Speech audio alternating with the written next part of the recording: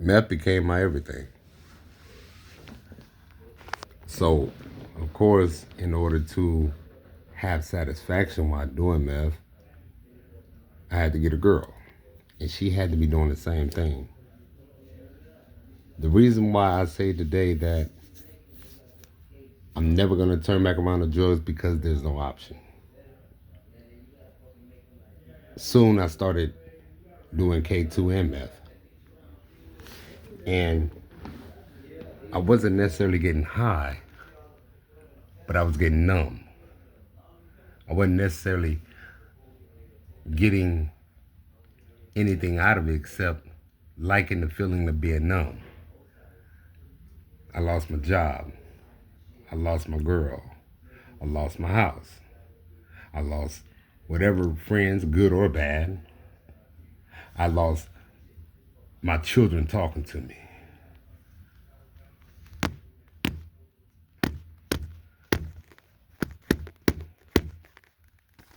I lost everything, and I started growing into the loss. That means that my losing started taking a gain. Losing. You know, if you have a rich person that invests, he start getting richer, richer. Well, if you have somebody that's on drugs and refuse to help, refuse to turn it around, they're gradually growing to more dope, more drugs. They gradually grow into more bearing the pain and suffer. But I had to learn once I accepted treatment, 5/16 of 26, inside Ripple Ranch Recovery Center in Spring Branch, Texas. I started learning that it wasn't it wasn't the fact of me being numb. It simply came down to me not wanting to take accountability for myself. When I started passing out and becoming unresponsive, paramedics, ambulance show up, and there'd be crowds of people when I come to. What stopped me was a nurse at the Baptist Medical Center here in San Antonio, Texas, excuse me. She said, I know somebody that can help you, and I can help you disappear from all this if you just listen and take the chance of having someone help you. And I was like going in and out. I haven't slept for 4 or 5 days. You know, I was freshly just re-advised by them. So she got me on the phone with somebody from Ripple Ranch Recovery Center. Inside the back of my mind, I'm thinking, here we go again. But also in the back of my mind, I remember telling my meth running partner, little Mexican guy, that this is going to come to an end. I didn't know how, I didn't know why I told him, but we was in the process of stealing these little petty items from a store, going to sell them, and I would take a bunch of items and sell the whole backpack for 25, 30 bucks. Just enough to get $10 worth of K2 and $30 8-ball of meth. The problem was, after the fourth, fifth time of passing out or blacking out, and then being brought back by paramedics, uh, uh, firefighters, excuse me, firefighters. But after being brought back, about the fourth time, I started getting used to it because I did not feel pain when I would black out, pass out, fall out. And I mean, like I was taking serious blows to my head when I passed out. I would pass out and just hit my head. I was getting high up under a bridge, and there's a slope. all concrete, and I would be all the way at the top and slip and just fall, hitting my head all the way down to the bottom, not knowing if I got knocked out or not. The problem was I was not feeling no pain when I would pass out. So I started getting used to it. But something inside of me told me God is not finna keep bringing you back from these pass outs. It's one thing to relapse, but it's his thing to recover you. And I could not risk what I knew was a sure fact that I would hit this K2 a couple of times and I would just black out. And people would tell me, man, you was running all over the place. Man, I even got knocked out by a girl, which is easy to do because K2 halfway put you out anyway. But I was not aware of what I was doing when these events was happening. And it was real clear. You're not going to keep on playing with something higher than me that brought me here. So when she said I could make you disappear, all you got to do is talk to these people on the phone and you'll go into treatment. I had been in treatment, several treatments before then. I had been to Dallas, I had been to Houston, I had been to Corpus Christi, I had been to San Antonio before. I had been to treatments. Some of them I graduate the treatment part. I graduate the PHP part, which was, I think, partial hospitalization program. And I was even inside IOP 2 because they have these different IOPs, IOP 1, IOP 2, IOP 3. By the time I got to IOP 3, the insurance company is up under, because you had to have insurance to go to these treatment centers. They would be up under the assumption that he's better now, so we can stop paying. And you'll start making a transition inside a sober living house back into society. But I had to take that chance. So I stepped out on faith that there may be a God. I stepped out on the assumption that there may be something higher than me. Keep on bringing me back. Keep on bringing me back. The things that people were saying that I was doing when I was blackout was unbelievable to me. Man, you was running around, man. You was bouncing around here, man. You started yelling over here. And it was groups of people telling me. And I couldn't picture it because I was not feeling, I was not aware. I was numb. The only thing about being numb in your feelings, the only thing about being numb and you knowing your responsibility and accountability is you don't feel nothing. So you're not aware that I could pass away and never come back. The lady at Baptist Medical in the emergency room made it real clear to me. You was unresponsive. You was not responding. So that means that I was going inside this trance of overdoping and wasn't aware what it actually does. When I went to Ripple Ranch Recovery Center in Springback Branch, Texas, they brought my sugar back down because I had created this type 2 diabetes by using certain medications for psychiatric reasons, such as Seroquel and Trazodone. I would refuse Trazodone and Seroquel and start taking melatonin to go to sleep. In fact, I stopped everything but that. And the Botanix I was taking for my GERD. But these things came because I was not being aware of what I was doing. I refused to listen to people that was telling me what I was doing. And I did not realize I wasn't inside a state of reality. And what I mean by that is I would always, I know I can quit tomorrow. I would always, God, let me finish this sack and then I'll turn to you. I always have an excuse, everything but the right thing, to stop at that point in time. So I would get inside my self mode, and really my isolation came from I didn't want to take accountability. I didn't want to hear nothing. I didn't want to accept what I was becoming. What I was becoming. Ripple Ranch Recovery Center had brought me to a point where they were so nice. I had to listen.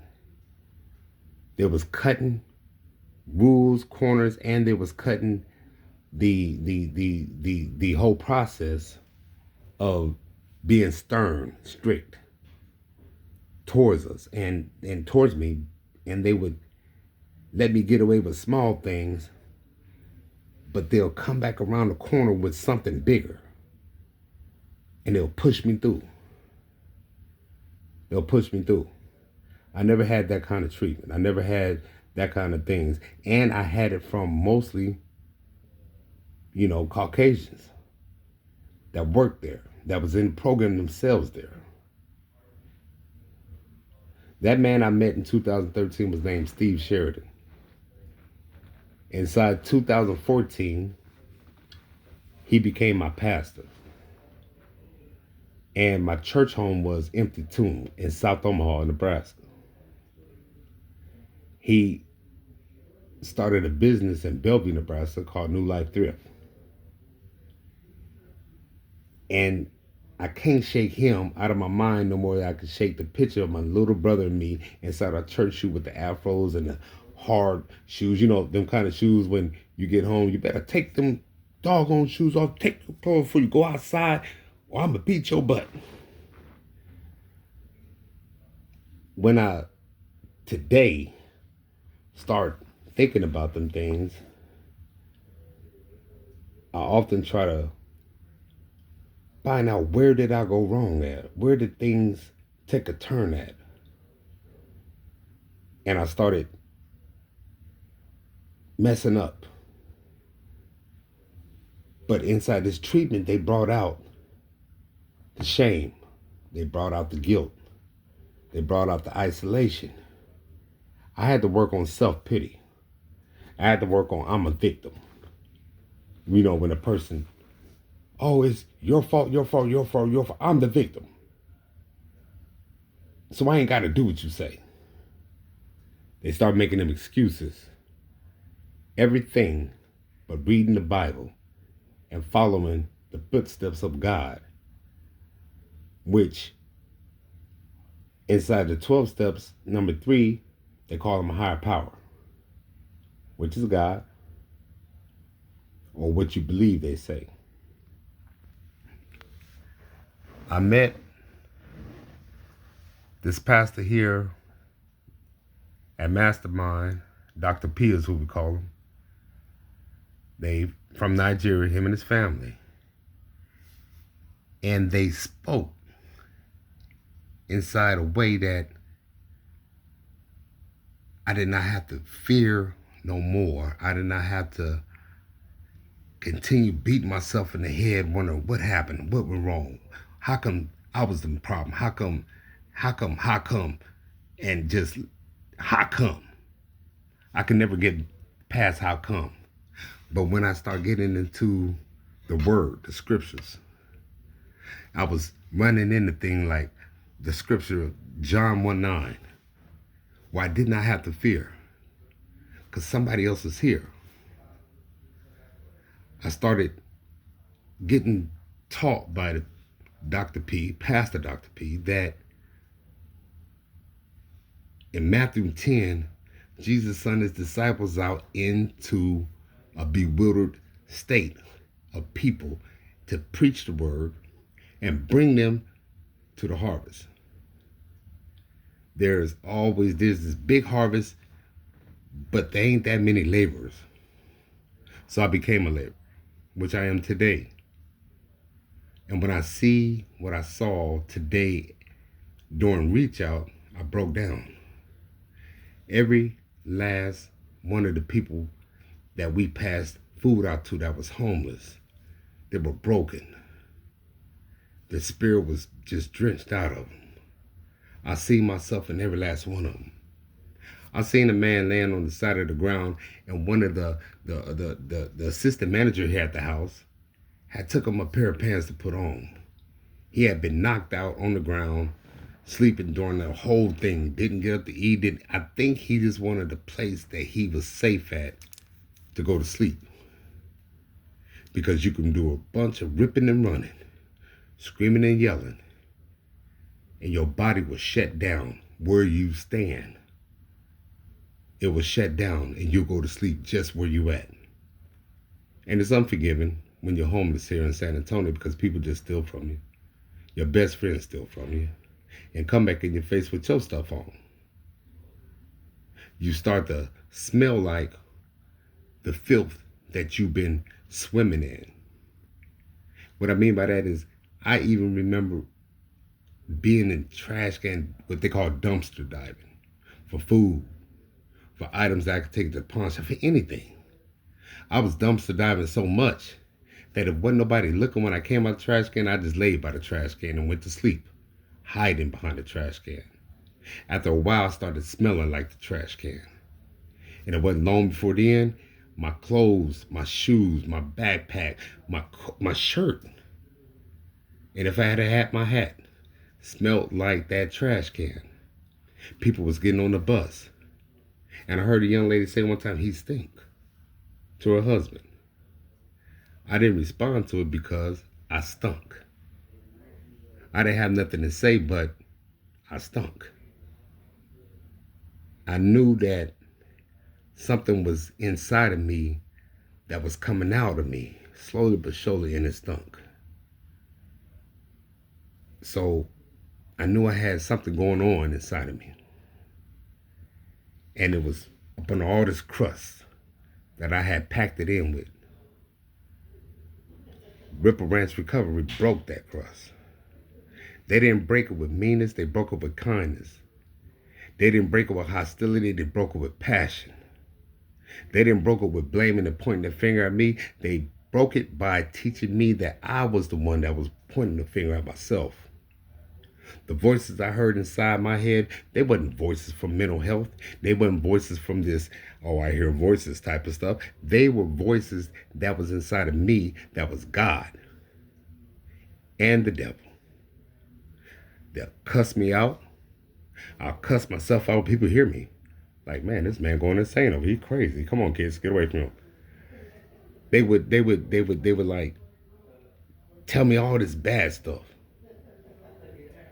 If I wouldn't have stopped, they would have told me how to end myself quicker than they were doing. When I seen the people that I seen today in outreach, I had broke down where I had to be pulled by a couple other workers in the middle of this SUV and 4x4 black truck, where I broke completely down from just crying. And the big dude grabbed my hand, he said a prayer, and he hugged me. He let me hold on tight, tight like a son does his father. And he was Caucasian. Before that event, when I was at Ripple Ranch, when I was out there on the streets, before that, when I was inside another treatment center inside Dallas, Texas, called Homeward Bound. I broke myself from every racist bone in my body. I broke it away from me because I knew it was a lie. I knew I was letting the devil lie to me, inside of me. For God, I came up on Air Force bases. If you find all white and all blacks on Air Force base, you got the wrong base. The Air Force base I was on growing up, at 14 years old, I had friends that were from London that were black and white. And I don't really mean to use the term black because there ain't no such race called black. There ain't no such race called African Americans. I had to accept who I was. That was American. I could tell you about my melatonin, but I was American. I could tell you about civil rights, but I wasn't living back then. I was American. I could tell you about when my mom, her sisters marched, her grandma marched inside Birmingham, Alabama. But I wasn't there. I didn't live it. I was American. They were American. The ones that they were fighting against was American. The lady dragons that fought in civil rights and fought for the lady right, they were Americans. I had to accept one thing for sure. They were Americans, and if I wanted to see better, I had to do better because I was contributed inside the devil's workshop. And he always gave me a job. You want to work? Come on. Oh, you're sitting there thinking too long. Well, let me tell you how I can help you. And I would accept it because I wouldn't have to accept responsibility, accountability. I would not have to accept anything. That's how I came to believe that there was something more there than just me. There was something more there than just what I've been through. What was there was God inside of me telling me these things that you are going through, these things that you hear, these struggles that you're having, these inconsistent, torture that you're putting on yourself and people, they're in you. You can't show up on the steps of somebody, hey, look, I took God's job and I also made you this a long line of how I want you to treat me. I had to surrender and be consistent at surrendering, even when it's uncomfortable.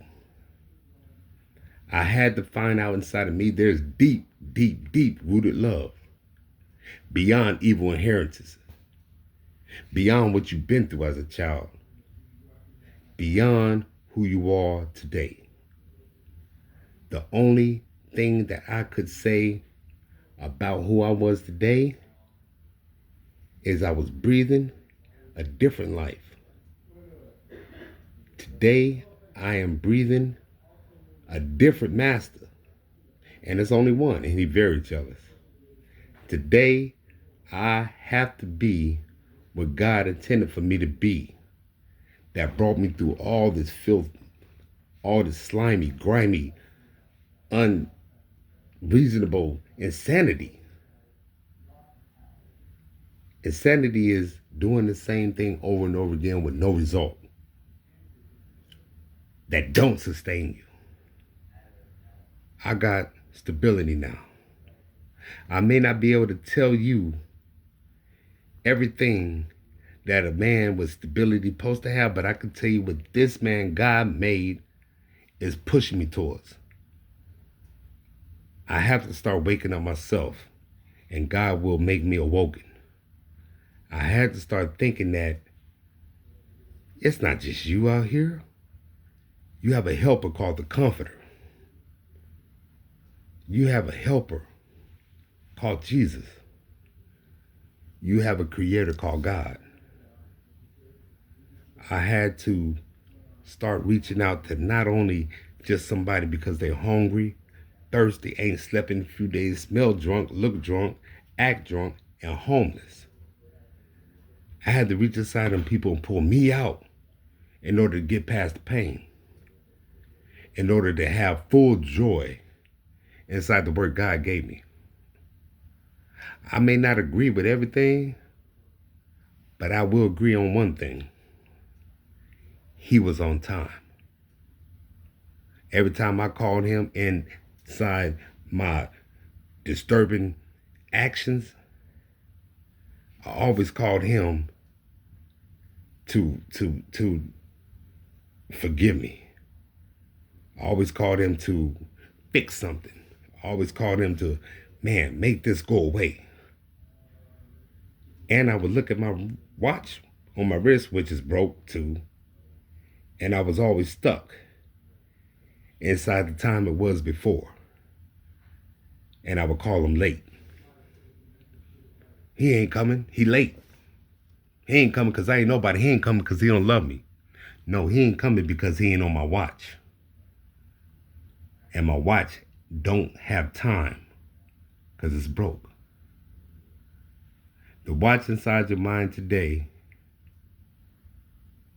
if you are inside letting a higher power, which my highest power is God, Jesus Christ,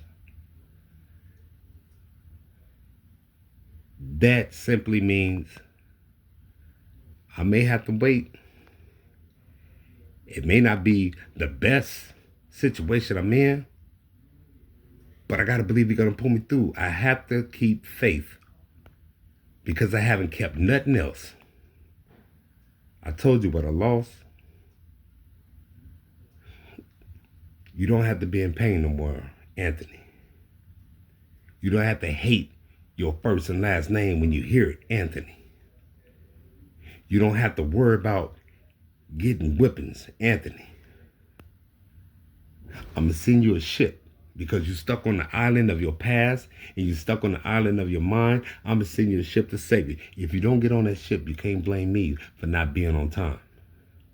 The ships that was sent to me was treatment. Get well, get well, get well.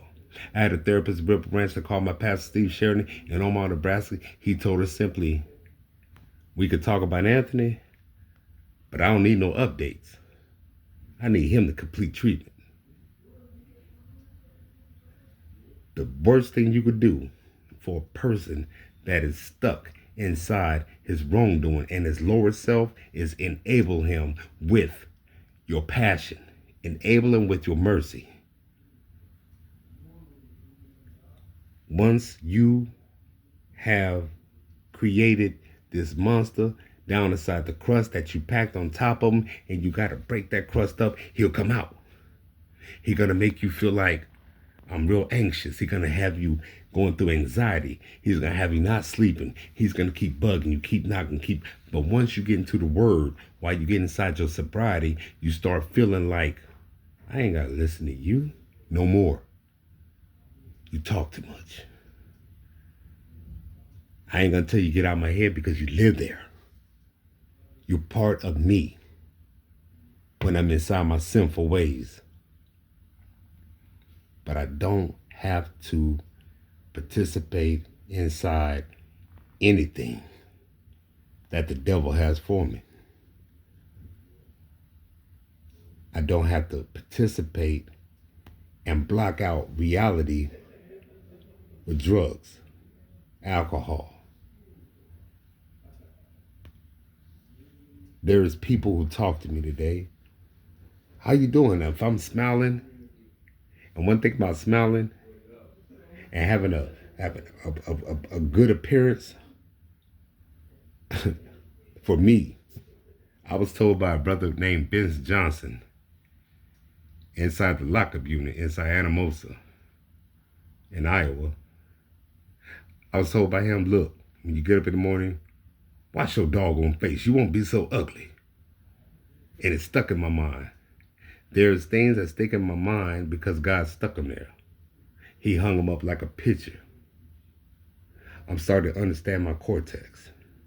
I'm starting to understand how the brain functions. I'm starting to be able to process. I see something I process. It's hard processing someone that's doing bad when you know that's you. When you know you contributed to the downfall of this person if they seen you doing bad. And I was doing dirtball bad. I was doing dirty, dirtball bad. In fact, I was doing so bad that it became normal to me and think all I got to do is just steal me some clothes, put it on. I don't know about the shoes.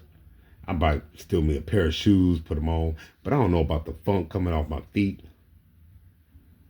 I didn't make it all the way to the bathroom last night, so I got a little bit of urination inside my pants, and it stinks. My skin was dirty and stunk. My eyes were bloodshot red, and they looked like I stunk. When I breathe, all I can do is smell nothing but funk. Don't think that You have to fight like that. If you're out there, get outside of, well, hell, they show up on Saturday, feed us every time. Take a shower, get my hair cut. I guess I'll just do that once a week when they show up. Because some people that's helping you might think you have a mental problem and there's no way to fix it.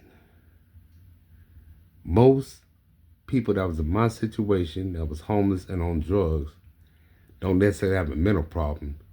They got a problem with believing that there's something greater that made them. There's something that's looking over them.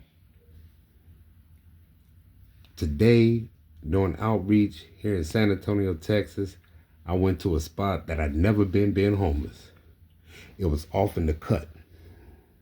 And there were so many homeless folks that were hiding because they were scared, hiding because they've been wronged, hiding because they isolated themselves, hiding because they're scared of rejection, hiding because they are fear that if they don't hide, their life end. And they had pets with them. They had dogs. Some was small puppies, some were big. But it was their family. They allowed them inside the gate to come and eat while they pick out clothes and while they ate. They allowed these pets in. Some of these pets looked it awful stressful. Some of these pets look like they've been going through the same thing. Some of these pets had that sense that I may not have eaten last night, but I'm going to protect this person right here with all my heart. And some of these people would not go to treatment unless their babies were taken care of, them or their children when they lost their real children. Them or their children when they ain't got nobody at night. Them or their children when they crawl up inside these little spaces and hide from the rest of the population, hoping that they can get some sleep without somebody doing something to them overnight. Without somebody trying to steal their things overnight. They refuse to go to treatment and leave their pets, their children, their friend, their companion. They would not go to treatment if they had to leave something that loved them like they had been left by loved ones. It goes deep. My job is to be a laborer for God. My job is to pass the message through God. My job is not to make somebody think that you can do it on by yourself. All you got to do is get this right insurance. Jump in the car when they come. It ain't that simple. Most of them have jumped in plenty of cars when they came and went to treatment. The only thing about treatment and relapsing is once you relapse, it's even harder. It's harder because not only now do you have the problem you had before you went to treatment, you got this sense that I know better. I got this extra weight in me now because I relapsed. But fear not if you relapse. Get back up. Get back up again. Get back up.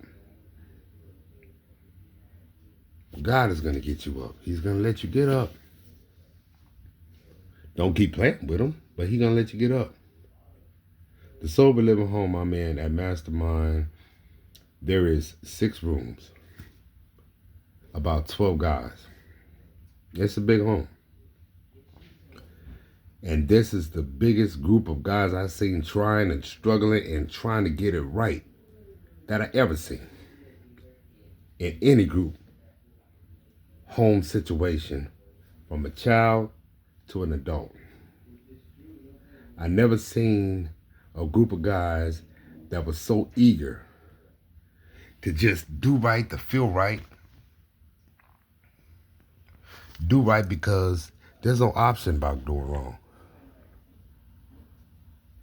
They hold a torch, walking through the darkness of forest. They hold a torch for lightness.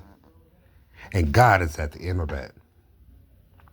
God is at the end of that, and God is making you know and letting you know through these here angels that are sent to you you will be able to not only get up, but you'll be able to get up and rise up as a laborer should and bring these people to the harvest.